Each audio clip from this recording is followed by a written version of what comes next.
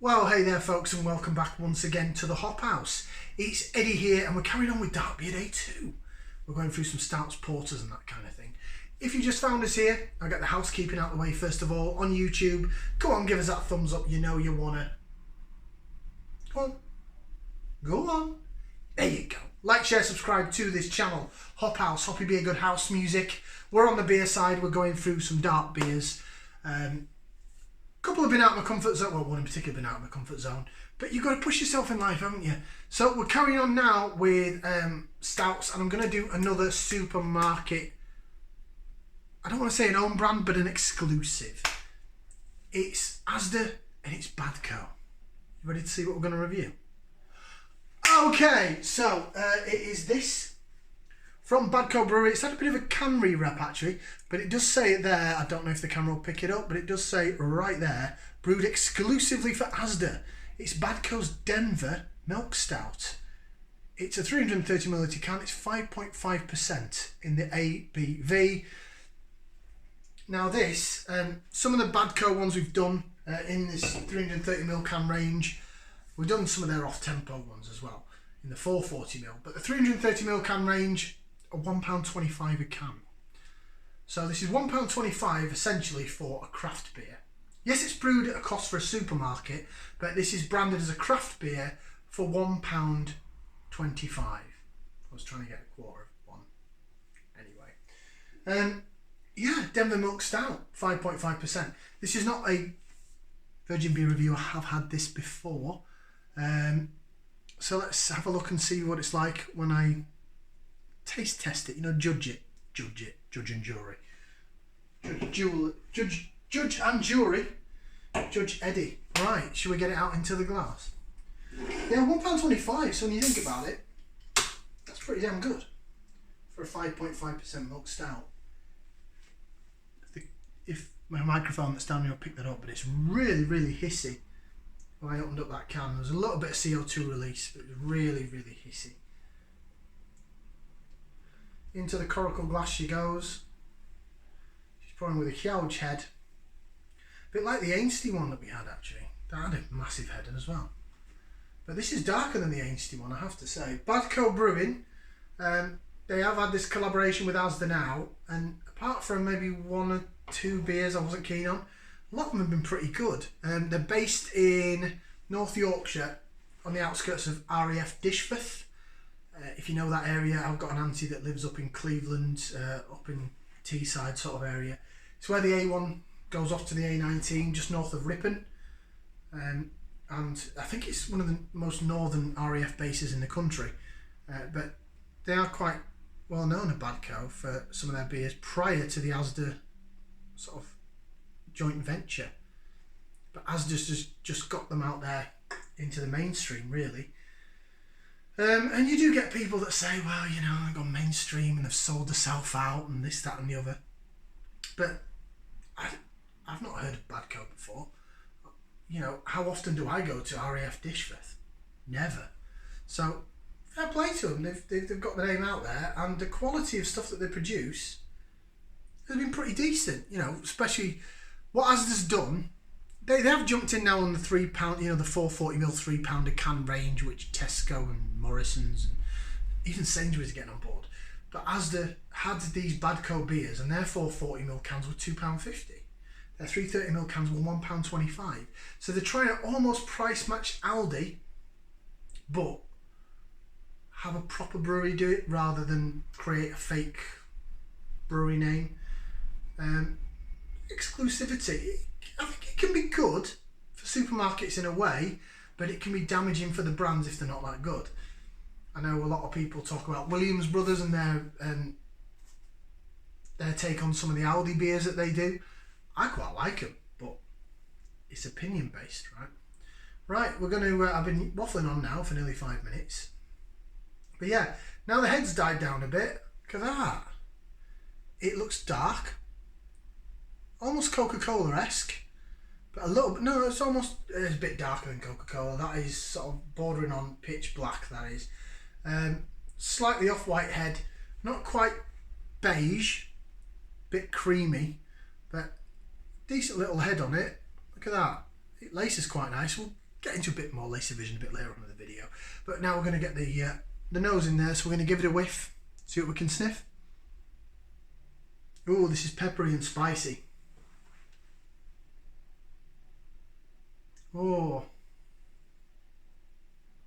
it smells very hoppy for a stout. Like I know it says it's a Denver milk stout, but I expect it to smell a bit sweeter and a bit creamier.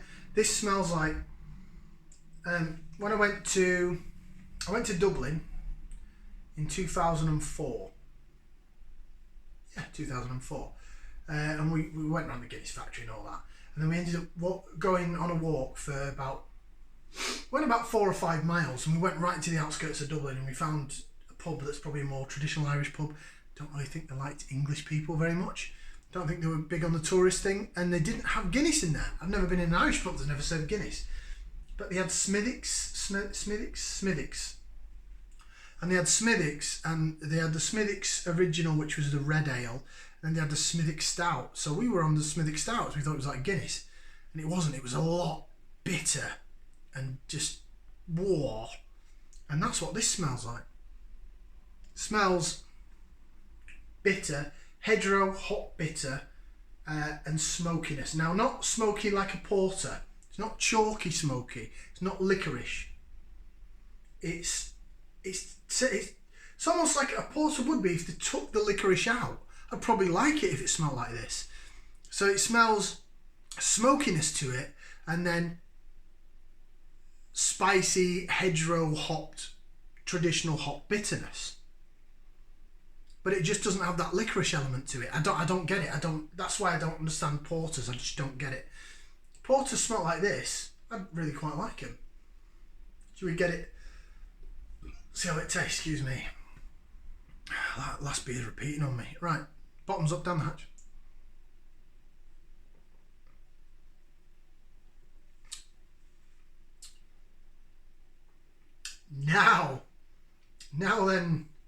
Now what can you say about that? Ooh.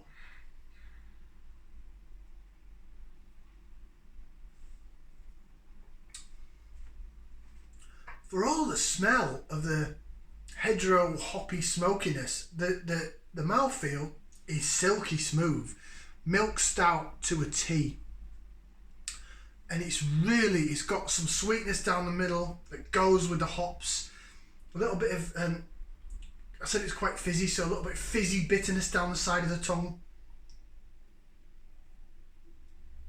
It fizzes, it goes down, but then it's quite thick and a bit gloopy and milk stouty, and ooh, this is quite an indulgent sort of stout. It's like a dessert stout. It's quite sweet. It's really, really, really nice. We'll do some laser vision, shall we? Let's do some laser vision. So there you go. Look at that. Look at how that laces in the glass. Look at it. Absolutely amazing. Amazing. Whoa. Beautiful. Absolutely beautiful beer. Still got that hedgerow hoppiness on the smell. The smell is very different from the taste. A little bit of lactose coming through now.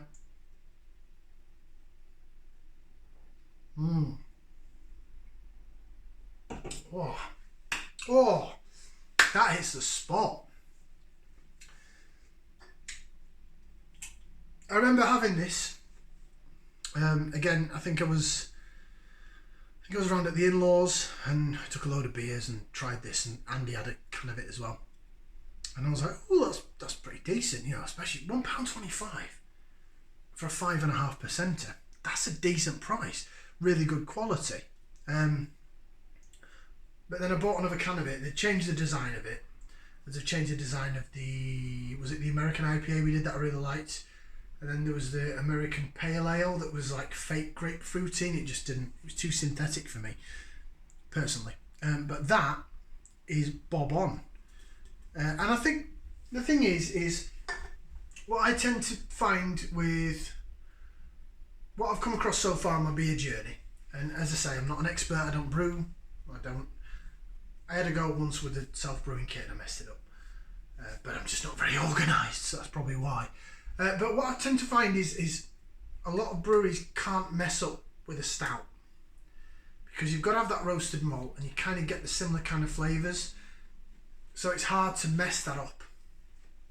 You know, I look at it like I'm a coffee fan as well. I do like my coffee. And I got a coffee machine over there that the missus bought me for Christmas. I think she bought it. And it's got the thing that froths the milk, you know, and all that. But I barely use it because it's just a bit of a hassle. But what I do have is a cafetiere. And I've got one at work, a little mini one. And I love my ground coffee. And what I've tended to find is, what you tend to find with the major coffee, I'm just talking about, I'm going off on a bit of a tangent, but I'll bring it back to what I mean, is the major coffee brands like your Costa, your Starbucks and all that, their ground coffee is not actually that great. It's not, because it's quite burnt. It's really dark. It's almost the colour of this t-shirt. It's really dark. But what they do is they over roast their coffee so that when you go into any of their branch anywhere in the world, it tastes the same. It's consistency. So then when I buy bags of ground coffee, even ones from like Aldi, Asda's own brand is amazing. It's a bit lighter brown and they've not over roasted it, and it brings more flavour. Some of the ones from Kenya and I think Costa Rica and places like that I've had from Sainsbury's and Aldi and other places. Guatemala, they're amazing because they're not over roasted. But coming back to my point here with the stout is, when they over roast coffee, it tastes the same everywhere. And I think with beer, you've got that roasted malt, so the boundary for sort of stouts is kind of quite similar. But then how you go over and under the expectations is how maybe you add things to it, or you add extra hops to it, or you add flavouring to it, or lactose, or something along those lines. So I think it's very hard for a brewery to mess up a stout, which is why Aldi can do it with their own brands. Asda can do it with their exclusive brands. You know, it's... Although saying that now, look how flat that's gone. My God, looks like a flat Coke. Try and jig the head up a bit. I have washed this glass out. I've had a couple of beers in this glass, so it could well be the washing of the glass. Yeah, not getting much more back away.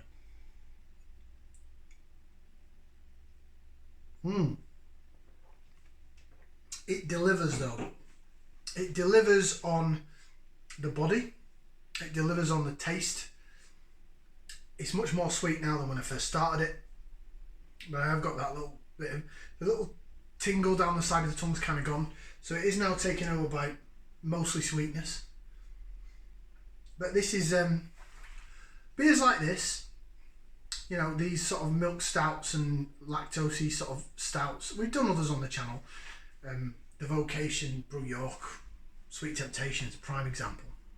They're like an aperitif, you know, like, not an aperitif, sorry, an end of the night drink, a nightcap, that's the word I was looking for, nightcap, aperitif.